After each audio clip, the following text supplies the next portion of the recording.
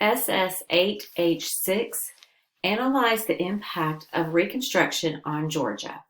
Element B, explain the key features of the Lincoln, the Johnson, and the Congressional Reconstruction Plans.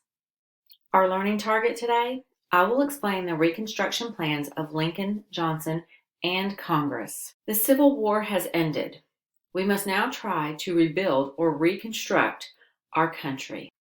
April 14, 1865, Abraham Lincoln and his wife Mary set out to Ford Theater for a night out. So did John Wilkes Booth, but for a different reason. Booth shot Lincoln in the head at Ford's Theater. Lincoln was carried across the street to a boarding house, where he died the morning of April 15, 1865. Before Lincoln was assassinated, he had a plan to bring the country back together. We are going to call that plan the Presidential Reconstruction Plan. Shortly after Lincoln's assassination, Andrew Johnson, the vice president, was sworn in as President of the United States. Andrew Johnson, a Tennessean, was still very sympathetic to the South. His plan was very similar to Lincoln's plan.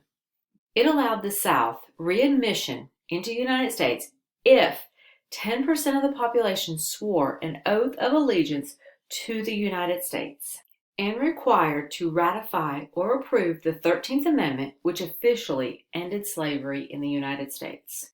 Georgia liked this and decided to hold a constitutional convention in 1866 to secure readmission to the Union. We were required to have a new state constitution. In that new state constitution, the secession ordinance was repealed or removed, and the 13th Amendment banning slavery was passed. Georgia was readmitted into the Union in December 1865.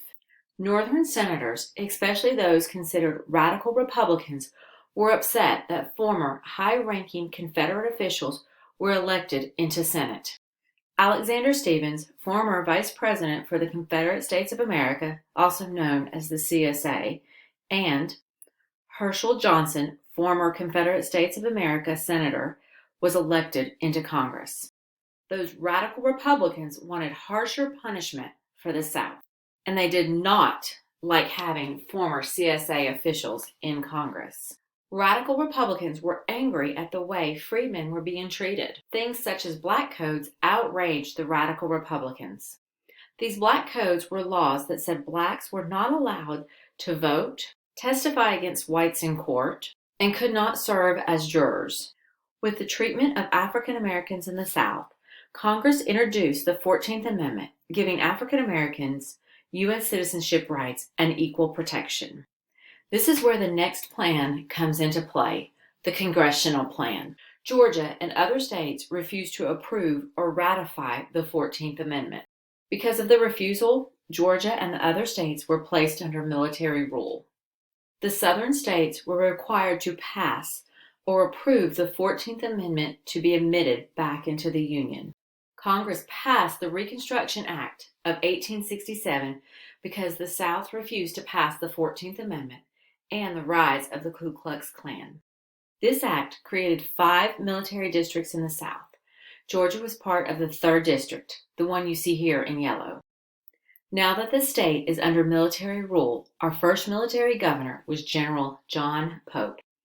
While under military rule, Georgia had another constitutional convention in Atlanta. Atlanta was more accepting of the state's Republican delegates, along with the 37 African American delegates that had been elected to serve in the convention. Georgia created a new constitution that included a provision for black voting, public schools, and moving the capital to Atlanta.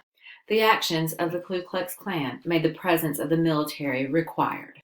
Well, the Ku Klux Klan and the fact that Georgia refused to pass the 15th Amendment, which gave African American men the right to vote. Finally, in 1870, Georgia was readmitted to the Union when the 15th Amendment, the right for African American men to vote, was approved.